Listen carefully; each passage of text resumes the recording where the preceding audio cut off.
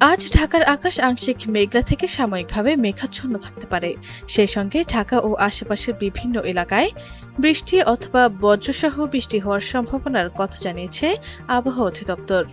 শুক্রবার ২১ আগস্ট বাংলাদেশের আবহাওয়া অধিদপ্তরের ঝড় সতর্কীকরণ কেন্দ্র থেকে সকাল ৭টা থেকে পরবর্তী ৬ ঘন্টার জন্য দেয়া পূর্বাভাসে এই তথ্য জানানো হয়েছে। দুপুর পর্যন্ত ঢাকার আকাশ মেঘলা থাকতে পারে।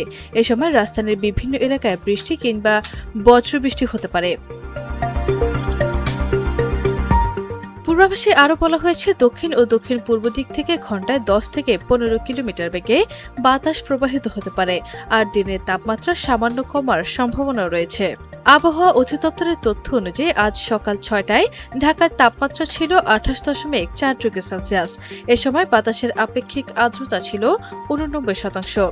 অন্যদিকে গতকাল রাজধানীতে সর্বোচ্চ তাপমাত্রা রেকর্ড করা হয়েছিল ৩৪.৪ ডিগ্রি সেলসিয়াস। এদিকে আজ ভোর ৫টা থেকে দুপুর ১টা পর্যন্ত দেশের অভ্যন্তরীণ নদী বন্দরগুলোর জন্য কোনো সতর্কবার্তা দেয়া হয়নি। তবে শুধু ঢাকায় নয়, দেশের বিভিন্ন অঞ্চলে রয়েছে বৃষ্টির সম্ভাবনা।